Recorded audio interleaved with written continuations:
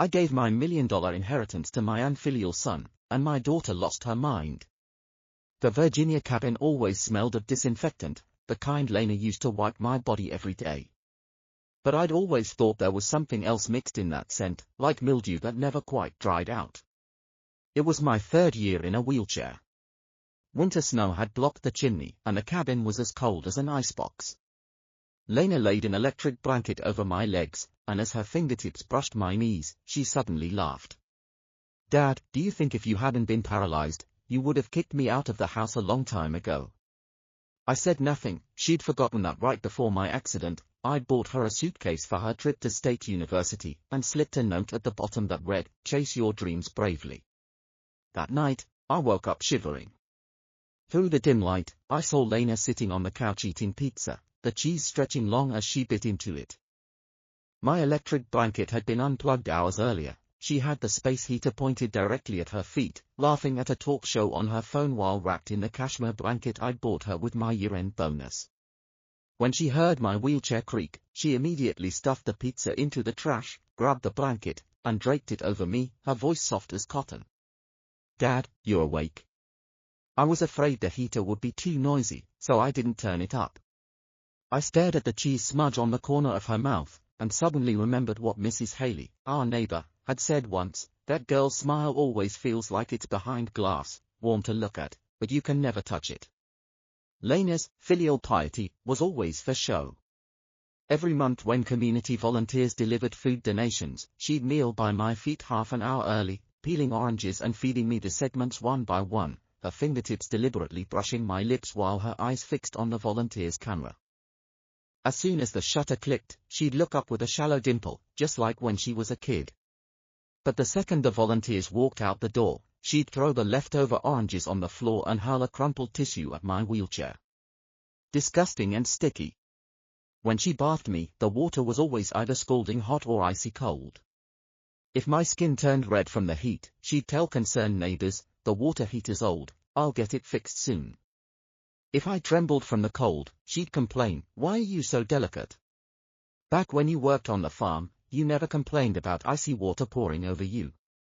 Only when a TV crew was filming a documentary, and the camera was rolling, would the towel be warm and her movements gentle, as if touching fragile glass.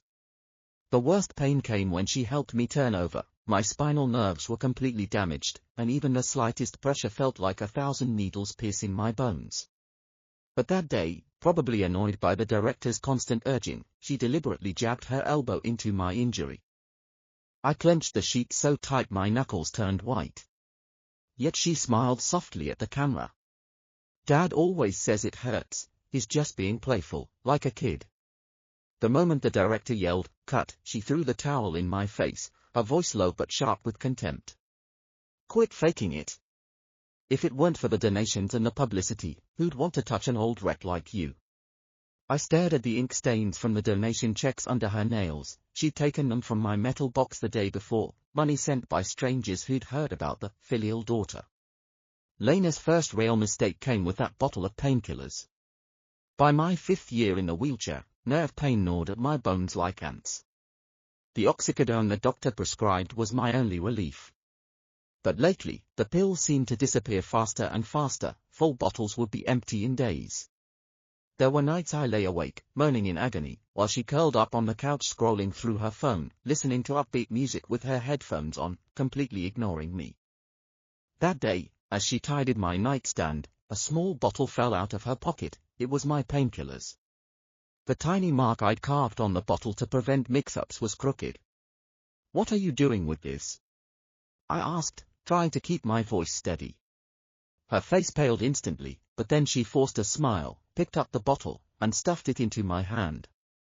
"Dad, don't you remember? I put it in your bag so you can find it when you're in pain." But I saw her pupils trembling, her palms soaked with sweat. Later, I heard her talking on the phone in the kitchen, her voice shaky but excited. "These pills sell for more than I make in 3 days of work. Don't rush, I left enough for the old man to feel a little pain. He won't die." After hanging up, she touched up her lipstick in the mirror, wearing the limited edition gloss I'd bought her with donation money. She smiled at her reflection, her lips curving sharply. At least the old man's pain is good for something. As time went on, she didn't even bother to keep up the act.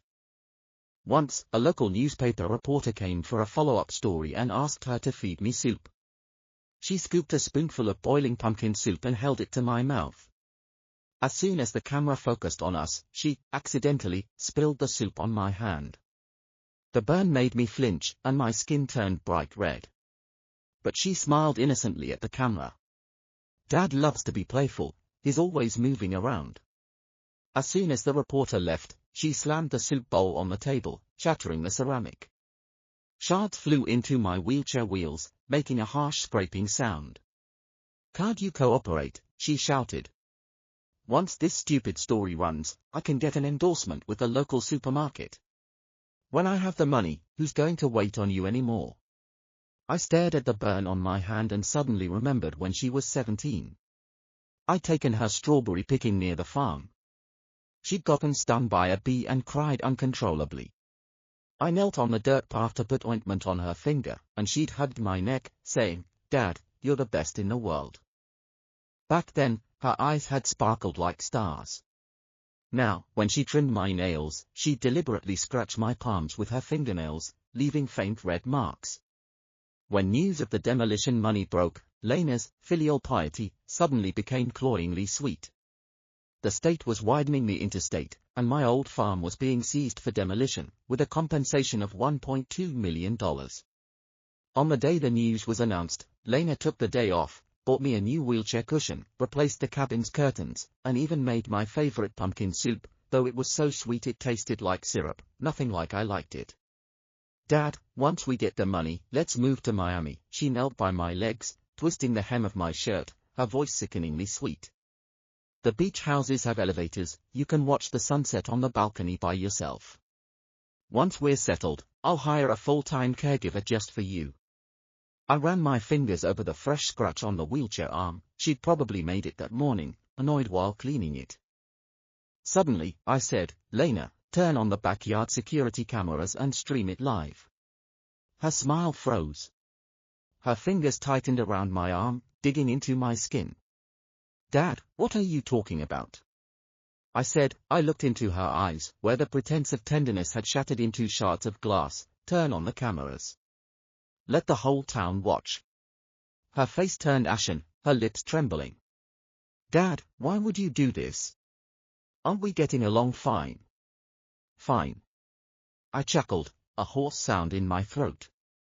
"Do you really think this is fine?" For the first hour of the live stream, Lena clung desperately to her act. She tucked me in, adjusted my pillow, and even knelt to tie my loose shoelaces. On camera, she was gentle, patient, the undisputed angel of the town.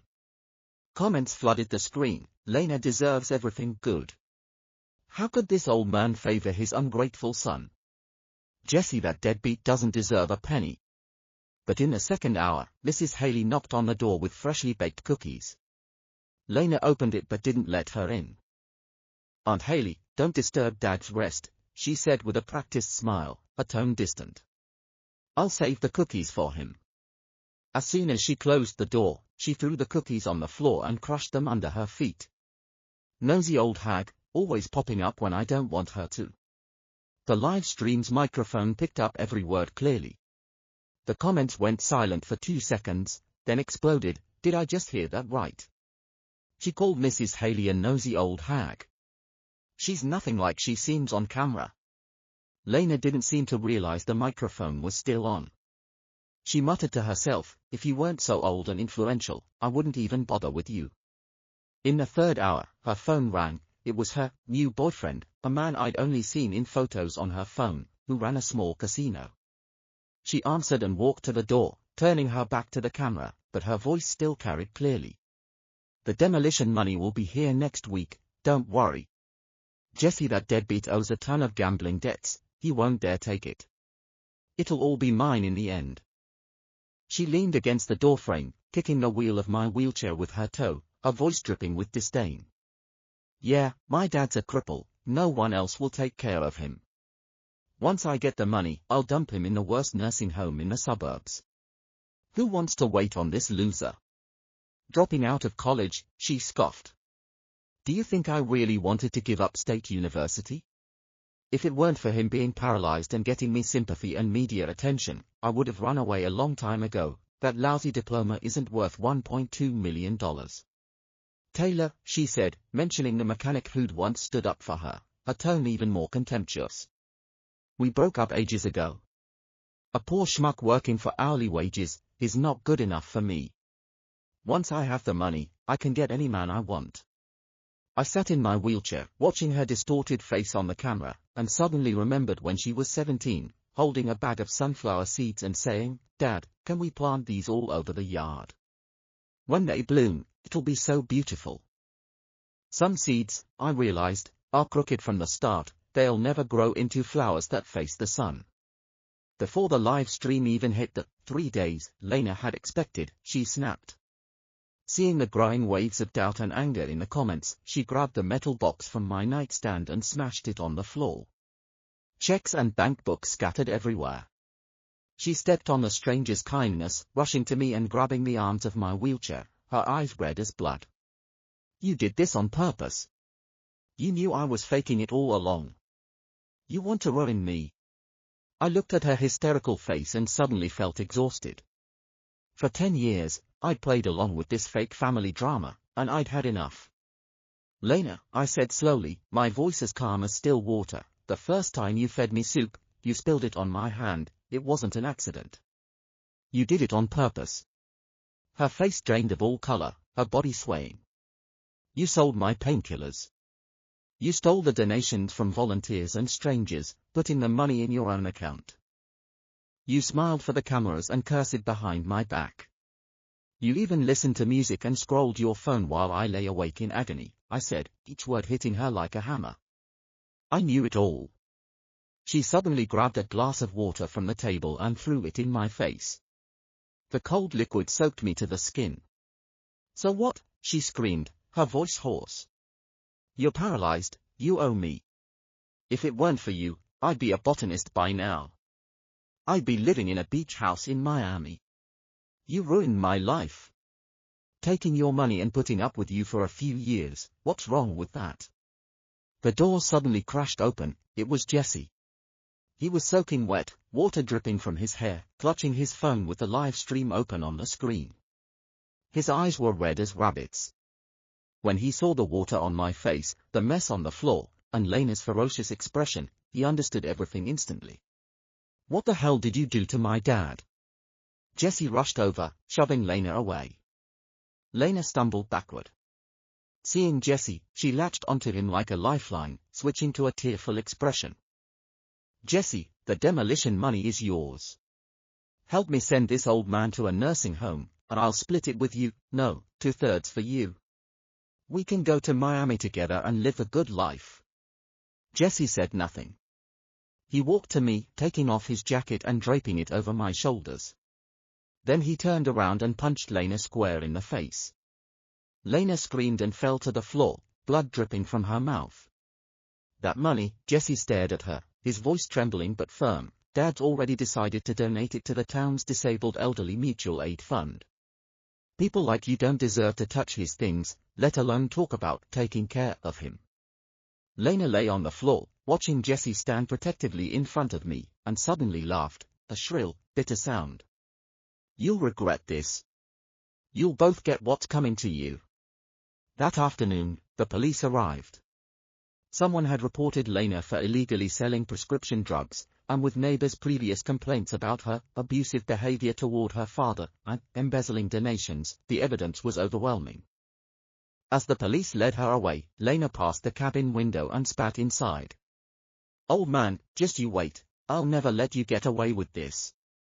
I watched her wrists in handcuffs and suddenly remembered the wind chime she'd bought years ago. She'd used my pocket money to buy the bells, saying, "The wind will keep me company while I'm away." But she'd never let the wind truly keep me company.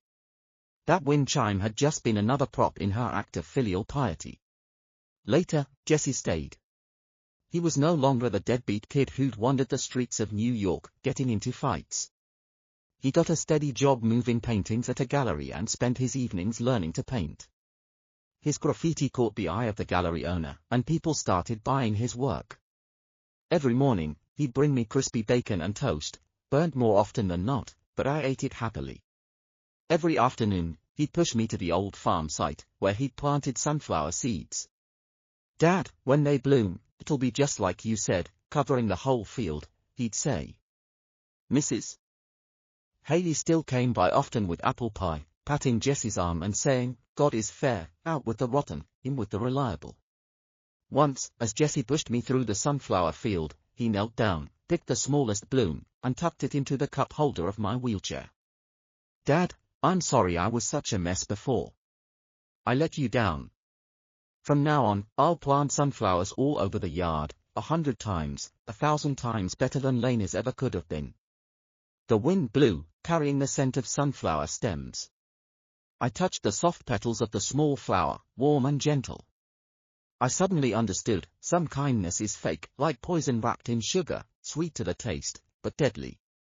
But some guardianship is real, clumsy, maybe, and late, but like sunflowers, it always turns toward the sun, giving you the truest warmth. I never heard from Lena again. Some said she went to jail, living a miserable life behind bars. Others said she moved to another state after being released, still drifting aimlessly. I didn't care. Because by my side, I had someone who truly wanted to watch the sunflowers with me. The wind blew again, carrying the smell of sunflowers and the shampoo from Jess's freshly cut hair. This time, there was no fake wind chime, only the quiet companionship of a father and son, and the sound of sunflowers growing toward the sun. It was the most beautiful sound I'd ever heard.